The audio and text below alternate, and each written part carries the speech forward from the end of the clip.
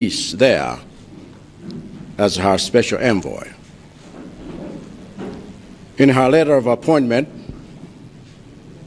the Commonwealth Secretary General explained that she had decided to seek my intervention because she believes that I can make a contribution to the work of safeguarding Tanzania's enjoyment of democracy, human rights, and peace as values that are shared by all 56 Commonwealth member states.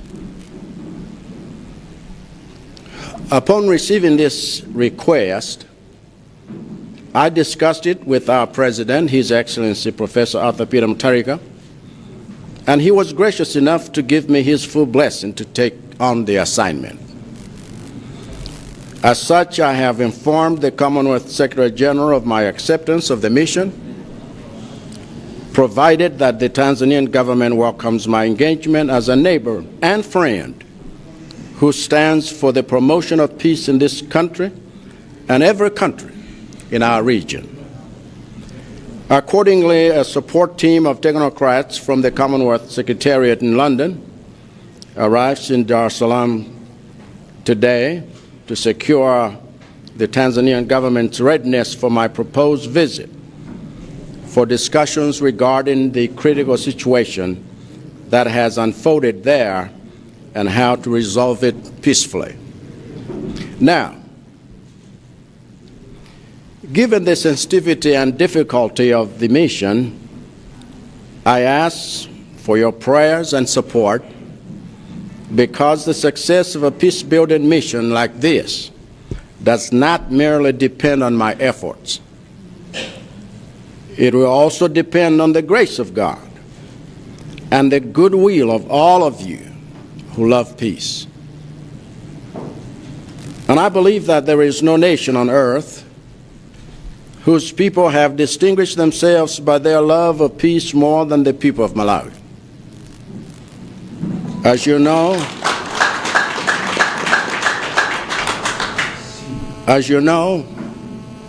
it was only 2 months ago that the people of Malawi went to the polls to cast their votes, which they did across the country in a peaceful manner. It was only 44 days ago that the people of Malawi witnessed the transfer of power from one president to another, which we did in a peaceful manner. It was only 19 days ago that the representatives of people of Malawi elected a new Speaker of Parliament, which was contested in a peaceful manner. And it was only 17 days ago that our President presided over the opening of Parliament, where he was welcomed in a peaceful manner and where deliberations continue to this day in a peaceful manner. This is why I am confident that we as a nation are in a unique position to promote peace in any part of the world where it is under threat. And there is no better place for us to do that than in our own neighborhood. In fact, if it were not for your love of peace as citizens of Malawi, it is unlikely that the Commonwealth would have asked a Malawian to lead this special mission. And for this reason, I want to thank all of you for the exemplary and peaceful way that you have conducted yourselves in the weeks after the elections. And in a special way, I want to thank all of you who are either members of the Malawi Congress Party or who voted for me, a number surpassing 1.7 million across Malawi, as it was reported, for your gracious response to my appeal that we maintain peace after the Malawi Electoral Commission declared those results, showing that we had lost the election. Although the loss has been painful for each one of you, I want to thank you for keeping peace. And I appeal to you to continue being peaceful, especially towards one another within the party.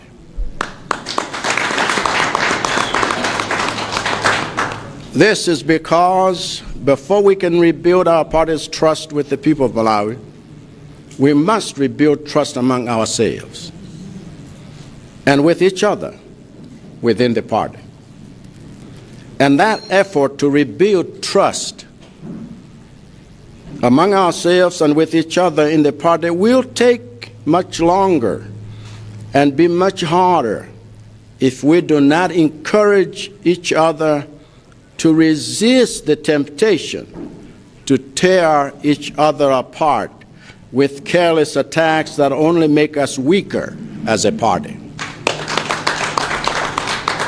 We must remember that the way we treat each other in the party when we have suffered losses is a signal to the rest of the country about whether we care about the pain that Malawians are going through or only care about our own pain as a party.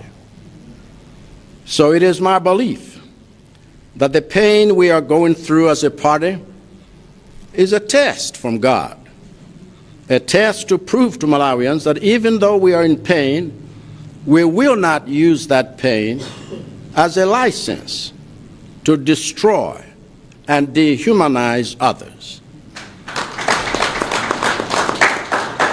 A test to prove to Malawians that we will only use our pain to encourage each other. A test to prove that we will only use our pain to do a postmortem of that listens and to and learns from the lessons, or the reasons rather, that caused Malawians to vote the way they did, as reported. A test to prove that we will only use our pain to unite as one team in our commitment to do better. And a test to prove that we will only use our pain to meet the needs of Malawians by responding to their pain through humble and selfless service. That is what I believe we must do with our pain as a party that loves peace. That is the test I believe we must pass. And I'm confident that if we pass this test, if we all use our pain in this constructive way, then Malawians from Sanje to Chitipa will in time, once again, trust our party to govern. And I give you my pledge that as long as I'm president of this party, I will not rest until we achieve that goal. God bless you, and God bless Malawi.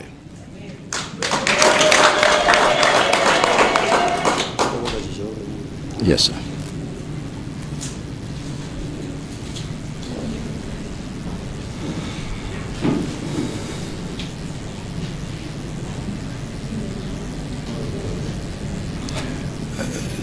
Ndijideko mchichewa.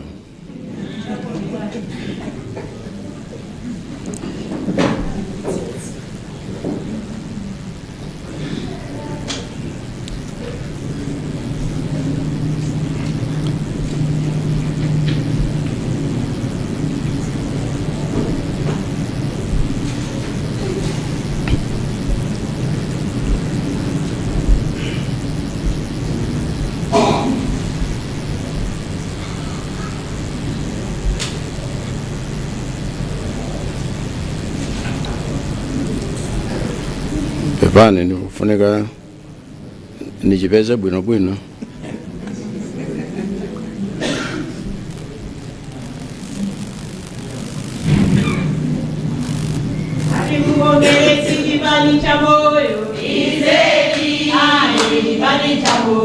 Dize,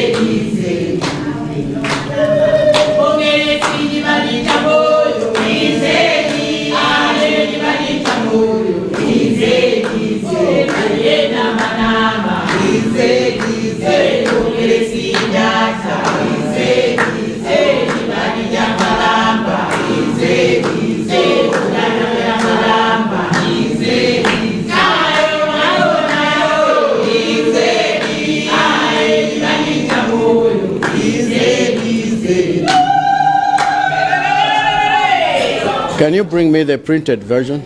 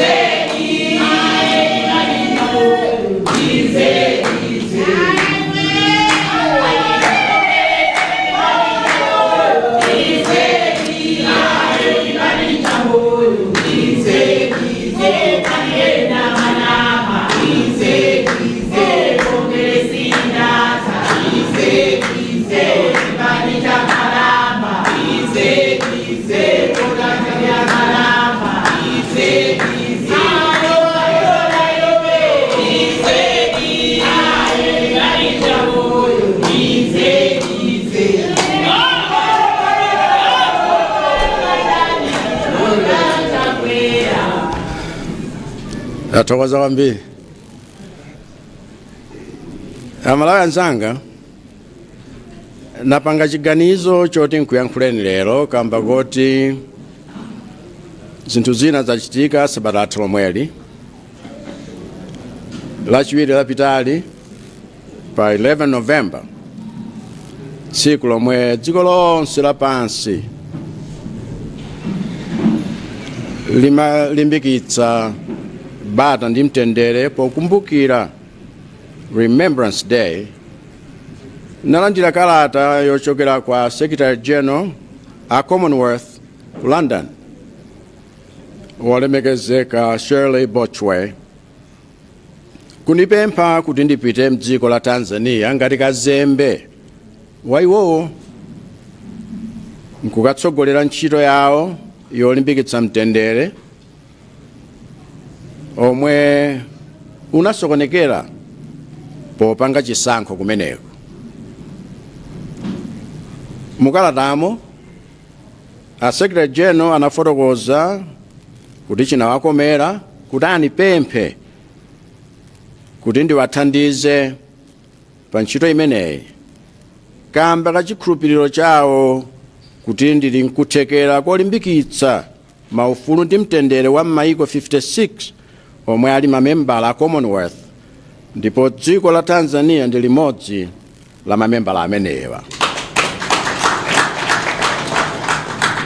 Ndiye ntalandira uthengawo nakambirana ndi a President athu His Excellency Professor Arthur Peter Mutharika, omwe ananilimbikitsa kuti nawo agwirizana nazo zoti ngwire ntchito imeneyi. Ndiye a Secretary General a Commonwealth iwo dawayankha kuti ndine wokonzeka kugwira ntchito imeneyi ngati boma la Tanzania litavomereze kuti nthandizire mwaubale pa zomwe zikuchitika kumeneko.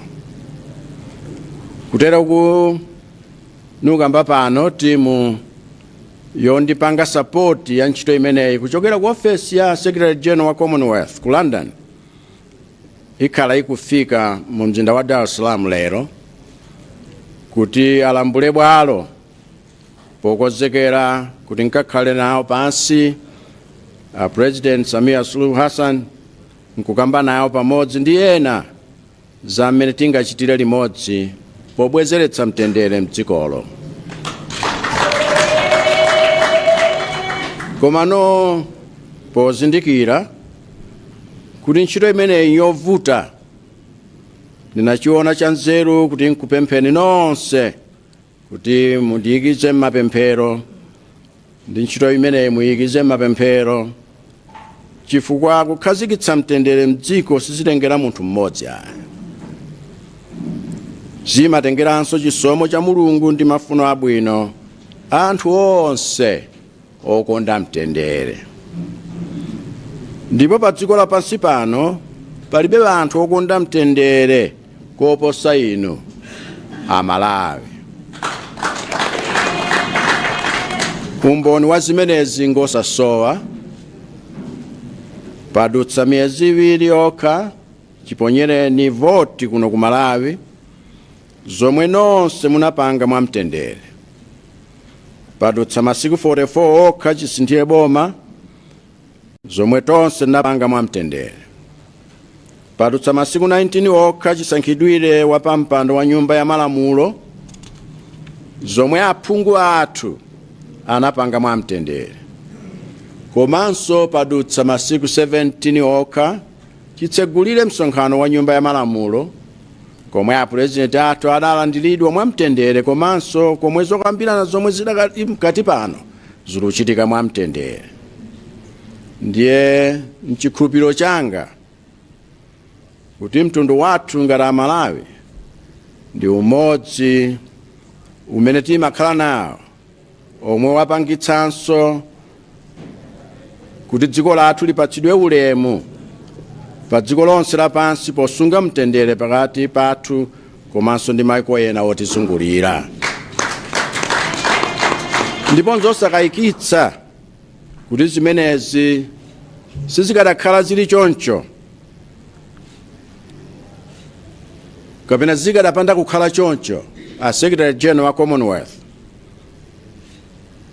sakadapanga chiganizo choti pa maiko onse 56 omwe ali ndi mamembala awo ntchito yokalimbikitsa mtendere ku Tanzania itsogoledwe ndi Malawi. Ndiye lero ndimati nkuthokozeni nonse poonetsa chitsanzo chabwino posunga mtendere kuyambira nthawi yomwe munaponya voti kufikira lero. Mwapadera nikuthokozeni anthu oposa 1.7 million omwe mdandivotera kulingana ndi ripoti limene adanena wa Malawi Electoral Commission. Chifukwa chondimvera ntakupemphani kuti tisunge mtendere wa dziko lathu povomereza zimene adalengeza Malawi Electoral Commission kuti ifeyo taluza. Ngakhale kuluza kumeneku kumapweteka ndipo kwakupwetekani mpaka nakukada kupwetekani, ndikuthokozeni kuti mukadapitiriza kusunga mtendere. Ndipo ndikupemphani kuti musasiye kutero, makamaka pamasungidwe au bale wathu mchipani chathu. Ndikupemphani izi chifukwa tisanayambe kuchita kufunikira kuti Amalawi ayambenso kutikhulupirira, nkofunika kuti ife anu ake tikonze chikhulupiriro chathu pa wina ndi mnzake tokhatokha. Komanso kukonza kumeneku kukhala kovuta ndipo kutenga nthawi yayitali ngati sitiyamba ndi ife kulimbikitsa kapena kulimbikitsana kuti tisatenge nawo gawo pa chitidwe okhadzulana tokhatokha. Zomwe ndi chiopsezo chopitiriza kufola chipani chathu chokondedwachi. Tilimbikitsane pozindikira kuti zomwe tikumachitana tokhatokha mu nyengo yowawa ngati ino ndi chizindikiro kwa Amalawi onse powaonetsera poyera ngati tili ndi kuthekera kosamala ululu wa anzathu kapena ayi timangokangalika kapena kulabadira za ululu umene tokha tili kumva wathu tokhatokha. Ndiye tikhoza kumaona ngati tikukonza potemana tokhatokha osadziwa kuti m'maso mwa Amalawi tikunkati kuchionongera mbiri chipani chathu. Ineyo mwakuona kwanga ululu omwe tili nawo ngati chipani ni mayeso ochoka kwa chauta kuti aone okha ngati tili ndi chidzakhazikitsidwanso kuchokera ku Msanje mpaka ku Chitipa, ndipo mu nthawi yomukomera chauta ndi Amalawi onse tidzachongedwa kuti ndife chipani chokhozeka kuyendetsa boma mowakomera Amalawi. Ndiye ine lonjezo langa kwa inu nonsenu loti sinsiya kutumikirani ngati president mpaka zimenezi zitheke.